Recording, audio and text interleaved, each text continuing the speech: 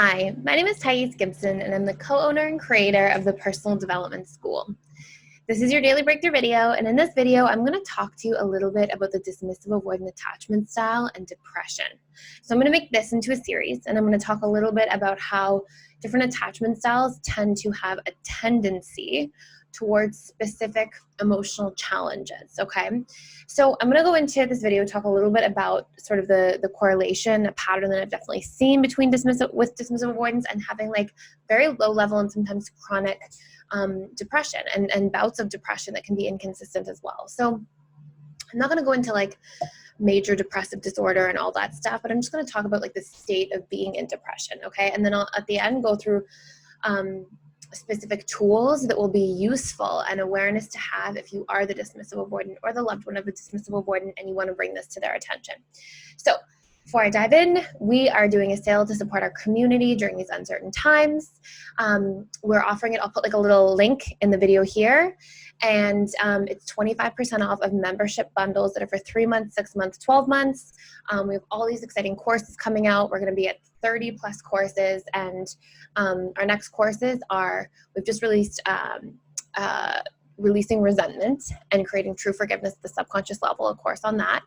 Then a course on what a secure attachment style relationship looks like in each of the 6 stages, so people can use that as a model, which is just so important. Is not just to have this like how to isolate the problem and break through it and solve it, but look, here are also some solutions. And I think a lot of people tend to struggle with knowing like what a secure and healthy relationship is even supposed to look like. So we went through the stages and put that together, including like in the life cycle of the relationship, all the way from dating stage to the bliss stage and the power struggle and everything else in between. And the next month's courses, which are coming out really soon, are a course on conscious parenting and basically how to parent a child in order to have a secure attachment style and different conscious parenting methods that you can use and strategies. It's also a deep dive on like different parenting styles, what you've likely picked up on in the relationship to yourself, how that might carry over into other relationships, what tendencies you have towards specific parenting styles naturally because of what you saw growing up, and how to reparent yourself. That's all sort of included in that course. And then a course just on a deep dive into reprogramming the subconscious mind. Of course, all of our courses right now specifically have subconscious reprogramming tools and techniques that are laid out and in workbooks and exercises, but that is in there too. So stay tuned for all that stuff. So, okay, let's talk about this. So the dismissive avoidant and depression. What I've often seen is that a lot of individuals who are not just a tiny bit dismissive avoidant, not sort of like on the spectrum of, having like dismissive avoidant edges, but really individuals who are, truly dismissive avoidant and if not extreme dismissive avoidant attachment styles because of more extreme emotional neglect. What I've observed as a common pattern is that they tend to struggle with low-level depressive episodes on and off throughout their lives, if not having just a chronic sort of background depression. Now, this changes if they get into really supportive, healthy, loving relationships. And if that relationship is peaceful, like if it's with a secure person, if that person is supportive, loving, emotionally stable, because as soon as there's volatility, that's very triggering for them and they'll be out of there pretty quick as a general rule. Not pretty quick, but a couple of years in, past the honeymoon period, they tend to sort of struggle. So why is this? Okay, well, there's 2 reasons people, and I won't get into this too much right now, but it is extremely important to know. There's 2 reasons people experience emotional discomfort. One is because we have unmet needs, okay, and emotional discomfort, that emotional output is literally a response to your needs not being met. That's a beautiful thing. That's there to serve you, help you, encourage you to grow. It's like if I have a need that's not met for certainty because maybe I don't have a house to live in or whatever it is, right? The brain's going to elicit that response so that you can get to safety. That's that discomfort or that fear or that distress is there to serve you. It's a feedback mechanism that's working on your side. And the other reason people tend to get into painful states are because they have painful belief imprints that produce thought and emotional patterns as a result. And then we recycle these patterns on autopilot over time. So we have pain when we have an unmet need, and then we have suffering when we give a story to that unmet need, when we give it meaning, when we go, oh my gosh, I have an unmet need for love and connection, and it's because I'm not good enough as a human being. That's when we get into suffering, okay? And every time we have an emotional response, that emotional response is also eliciting neurochemical reactions. And so if we have chronically unmet needs or chronically painful belief imprints that are creating thought and emotional patterns on autopilot, then we have chronically impacted neurochemistry, right? So just important to be aware of. So we are wired for attachment. Like one of our only 3 biological fears that we come into the world with is the fear of abandonment. And that's because our species, like from an evolutionary perspective, needs attachment, connection in order to survive. Like think of children. Children cannot fend for themselves until they're a certain age. Like you can't, it's not like other species where sometimes, you know, the offspring is born and then, you know, a few days later they go out on their own, or a few months or weeks later they go out on their own. Children need time to be nurtured, coddled, taken care of, socialized, all these different things so that they can go and survive in the world. And that's how our species has functioned. So take that into consideration. And then what I want you to look at is, imagine there's a child that comes into the world. They get emotionally neglected. They're not attuned to. And so this chronic need that they have to connect, to bond, to attach, is to a certain degree being chronically rejected. And that's going to feel really bad over time. And then what happens is that pain of, like, you know, imagine you reach out and you want and you crave and you desire, and it feels just like this wall that you're hitting because maybe your parents are neglectful, or because they're going through their own challenges, or because they're both very dismissive avoidant, or whatever it might be. What takes place here? Well, that child just builds in all these negative emotional associations to the desire to connect. It feels bad. It feels rejecting, and that's consistent. And so then the brain adapts by learning to self-soothe and get its physical needs met through the caregiver, but really not get many of its emotional needs met. And it self-soothes by either distracting, repressing feelings, disconnecting from feelings as much as possible, not feeling feelings, right? And over time, repression can also create some form of depression. So if we repress our feelings, I want you to think of it like this. I want you to imagine that you eat food all day long and you have a digestive system, and your digestive system is supposed to help you process food, take care of the toxins in food, and then excrete food. And imagine that stopped working.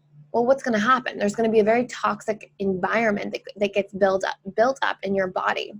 And the same thing goes for our emotions. If we're not processing our emotions, if we're just pushing them down, we're like ingesting our emotions, or I guess they're kind of coming from your experiences, your own response to your experiences. But nonetheless, you have this emotional environment, and if it's toxic, if you're exposed to pain or challenges or whatever it might be, and then you're not processing those emotions, it's like you're not digesting. It's like your digestive system shutting off. And over time, that builds up emotional toxicity, just like there would be physical toxicity in the body.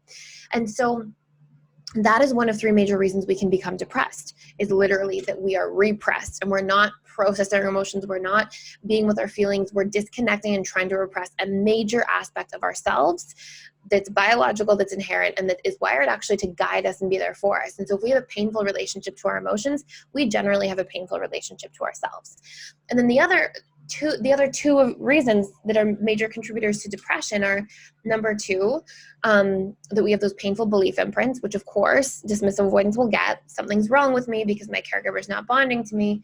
I'm alone. Okay, well, better work with that, etc. Right? We give meaning to those painful situations. DAs have a little bit of that for sure, but even more so than that, the other major reason leading to depression is that one of our 6 basic human needs is being chronically unmet. And so as a result, like we talked about at the beginning of this video, we have a chronic emotional output that's saying, ouch, ouch, this hurts, this isn't being met. So I want you to imagine this. You have this human being who was wired for that, who wanted it. Wasn't happening. They repressed their emotions, repressed their feelings, disconnected from their sense of self, and then, or part of their sense of self. And then they went on to have this unmet need, but they associated one of their own basic needs with pain. Okay. It's like associating the need for growth with pain. Like that's very counterproductive. And they actually built in positive associations to being alone. Okay. Well, at least when I'm alone, I feel safer. I don't feel like I'm being constantly rejected. So they built in positive associations. And so now what's happened is their basic human needs and their belief imprints are working in friction with one another. we desire, we inherently need love and connection, and then our belief imprint say, no, it's not safe, it results in rejection, it's only going to cause pain. And now you've got this friction between two aspects of self, where usually if you're a dismissive avoidant, you're not really opening yourself fully to that love and connection, maybe in little bits, maybe in very removed, non-vulnerable frameworks, but basically you have these two parts of yourself that are working against one another. So what do we do? Well, what we know is that repression and chronically unmet needs are going to create depression long term, or are very likely to. If our environment and all of our other needs are super met, and we have some certain ways of getting our needs met to a degree that it's fulfilling enough, we may not have full-blown depression or depressive episodes, but we're on a trajectory where that's likely to become an outcome.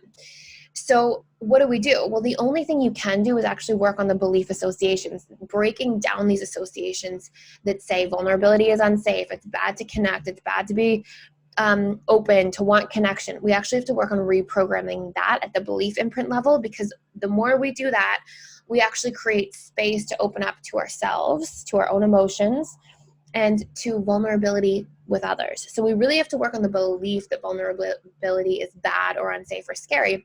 And you can combine that belief reprogramming with exposure response methods. So by incrementally exposing yourself to more and more vulnerability, and then intentionally using conscious thought to elicit an emotional response that says, oh, that actually didn't feel so bad. I'm actually still safe. Everything's okay. And to work on doing that over time so that becomes a new normal. And it might be something that the dismissive avoidant does not want to do at first. It might be something that they're like, oh, this feels really uncomfortable. And no, I want to be safe. And I hear that and I get that and I understand that. But I just want to really put out there that it is so important. We are wired for deep connection, for intimacy, for vulnerability, for closeness, for community. We need these things as human beings. And I'm sure a lot of you have noticed how you sort of feel during this time of COVID, and how there's a bit of a shift that takes place because of the fact that during COVID, a lot of those love and connection needs are not easily as met as they were before. And we notice that impacts mental, emotional well-being long-term. So imagine if somebody's chronically living like that, right? It's really important to rewire those belief imprints so that you can open up the opportunity to get your needs met, and also to become more vulnerable with yourself, to feel your own feelings and start processing and digesting any emotional toxicity and working through any emotional pain that exists at the subconscious level, because emotions are letting you know when something is out of alignment. So I hope this makes a lot of sense. I have a course inside of the school on depression and managing depression and breaking through grief and all these different things. And they go into this in a tremendous amount of detail. So stay tuned for, not stay tuned, it's already up there. It's been up there for months, but it's highly effective. So I suggest diving into that if you're getting stuck around anything, or you see that there's a problem there. There's workbook exercises, there's exposure response methods, subconscious reprogramming methods, everything is lined up there.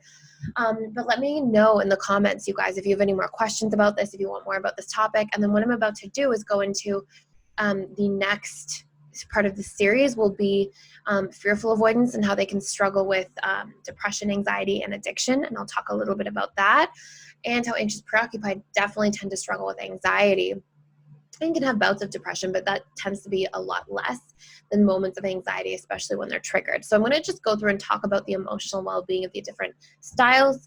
Let me know if there's anything else you want to see around this topic. And thank you so much for watching. Thank you for being here, and I will see you in the next video.